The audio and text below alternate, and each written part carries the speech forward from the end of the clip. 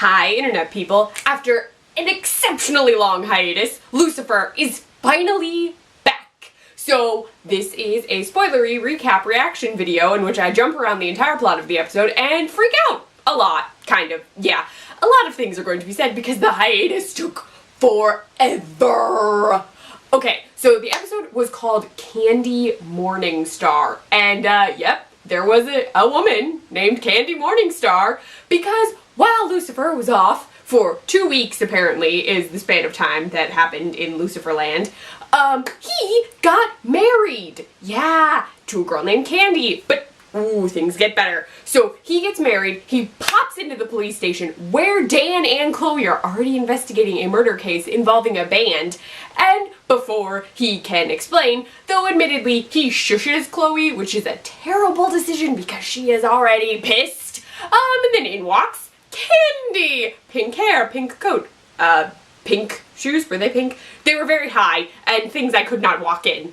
But she walks in, and then Lucifer has to explain that he's married, and Chloe is totally not okay with it, and he wants to just jump back into investigating, and yeah, Chloe is not cool with that. He's been gone for 2 weeks with no word, no one knows where he is.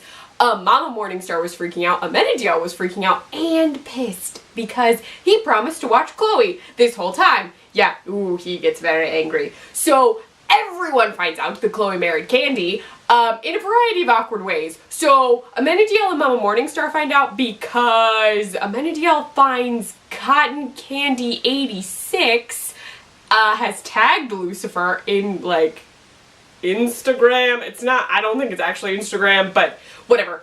With a bunch of hashtags, and one of them is Handsome Hubby, and they got Froyo to celebrate, and he's like reading all these things, and Mama Morningstar is like, what are you doing? Are you speaking in tongues? Like, she has no idea what's going on, but freaks out that he's married. Yeah. Okay. So they find out, not okay. Dan and Chloe, not okay. Dan is pissed at Lucifer for doing this to Chloe. Yeah. And so they're trying to investigate, but Chloe is so pissed off that she actually says, like, they bring in the dead guy. He's in a band. He was getting divorced. Yes, in the process, or was divorced. I think in the process. But they bring in the ex, and she's like, no, he was terrible, but I wouldn't, like, she's trying to say, like, I had an alibi, I couldn't have done it. And then Chloe, while talking to her, is like, sometimes you're just with terrible people and you want to kill them. But that's not exactly word for word. And then the woman's like, I didn't say that. And Lucifer does not pick up on the whole, like, she wants to kill you vibe, even though Dan does. Yeah. So Chloe and Lucifer are sort of working together, but then they get into a fight and she doesn't want to work with him. But weirdly enough, Candy is very, very good at detectiving and realizes that this guy, the guy in this photo, the divorce settlement dude, mediator, was also in the crime scene photo. And that leads Dan to go talk to the guy, but the guy doesn't want to talk, which means they need to get to the divorce mediator, and then Candy and Lucifer are like, oh, we could do it. They can pretend to get divorced through the mediator, which would get them clues. Yeah, Chloe is not okay with that. But Maze gets to meet Candy, and is giving her long looks, lots of long looks, and is sort of rolling with it. Then mentions that maybe Chloe and Lucifer need a mediator. And I was thinking she was willing to sit down, chat with them, send them to Dr. Linda, who has already met Candy and definitely does not like Candy, in a more like, this is a terrible decision, why did you do this way? Yeah. Turns out, no, Chloe pretends to be Candy, and so she and Lucifer pretend to be getting a divorce, so she's impersonating Candy, but while she's impersonating Candy, big reveals between the two of them happen, because she sort of reveals that she's upset with him, and he's, like, trying to explain to her, like, like, things happen, da-da-da-da. Yeah, all of that's happening. Then, while all of that is going on, Mama Morningstar is with Candy, and they're, like, chatting, and she thinks that Candy and Lucifer have some secret plot going on, and Candy's like, she, like, asks her about her plans, and Candy's like, oh, we have lots of plans. I want to have a juice bar and a tanning salon, and Mama Morningstar goes back to her Amenadiel and is like, Candy is nefarious, like, the most evil person, like, this whole thing. And then he's like, what if she's literally just the way she acts? She's not nefarious, she's not plotting against you. And Mama Morningstar is like, then I have broken Lucifer, and she's very upset because she thinks she destroyed him. So that all happens. They keep investigating. Turns out, mediator totally is a huge fanboy for this band and was possibly maybe going to be the manager, so swung the divorce towards the dead guy, Ash.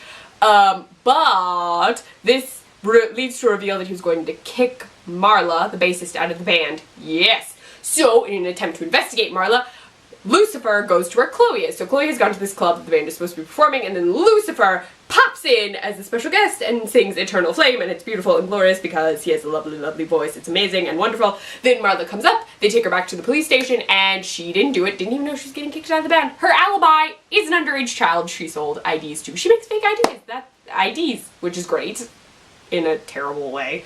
But then they see a photo, and it has the drummer in it, and the drummer is carrying the bass, and they're like, oh, it's the drummer! So they go to the drummer's house, door is unlocked, and Candy calls Lucifer, and Lucifer answers it, and then he's suddenly being strangled by a guitar string. I mean, it wasn't a guitar string. I don't know what it technically was, because if he'd been strangled with a guitar string, he probably would have been injured. I watch a lot of crime shows, and guitar strings are very, very easy to people with, and that was too thick. So I don't know what that was. Perhaps just a piece of twine. I don't know. I don't know. But Lucifer doesn't get killed by a guitar string. Chloe shoots the guy in the shoulder so he drops the thing, and Lucifer's fine. And Chloe and Lucifer have a brief moment, and he leaves to get medical checkout-ness. Candy appears, and she's like, oh my gosh, Lucifer just loves his work, and like reveals all this stuff to Chloe after giving her a giant hug where she's like, he loves his work, he talks about you all the time, you went through this like huge bananas thing, and like all this, and Chloe's like, oh, like he cares? And it's like, it's sweet, and I was like, wait, what? Is Candy secretly an emotional genius? What is this? Lucifer comes back in, he gets jumped on by Candy, and he's like, no, Chloe doesn't like shows like PDA, and Chloe's like, no, it's okay, which is crazy. We also learn earlier that Lucifer, while he was having, like, Lucifer and Amenadiel have a moment in which Amenadiel calls him Lucy because things are serious, and Lucifer reveals that he's actually doing all of this because he doesn't want to hurt Chloe, because he thinks her feelings have been manufactured by his dad, God, and that she doesn't really care for him, that these are all like emotions to get him connected to her, and that this is all just a huge sham, and so he doesn't want to hurt her, so that's why this Candy thing is happening. So all of that is going on. Yeah. Then, after all of this, they have the murderer thing seem resolved. Lucifer goes home, talks to his mama, who informs him that they have the flaming blade, which could get them back into heaven. Yeah, did you know? I had no idea the flaming blade was a thing. I knew it existed, I didn't know it was going to be key, but I'm excited if they can get it to flame on, because in the previews it's not flaming on the way it's supposed to. But we then learn Candy, totally not who we thought. I said there would be spoilers. I've already given a lot away. But she's totally not an exotic dancer. She's a con woman, but like a good con woman? A con woman for hire? An actress? I don't even know. She's with Lucifer. She has no pink extension. She's wearing a very like professional looking outfit, and she's like, okay, I understand having me scam your family, but what is going on with you and the detective? And you're like, wow. I literally was like, this is amazing. He hired you, and he pays her with the ring. He apparently like saved her life in Vegas, which actually makes me feel way better about this situation, because I was like, during the hiatus, Lucifer, I also went to Vegas, and I did not come back betrothed to anyone. Not that that was going to happen, because I'm like relationship kryptonite, or I don't know. Can I be my own kryptonite? I feel like that's a thing. Now we're talking about different things. It's comic book related, right?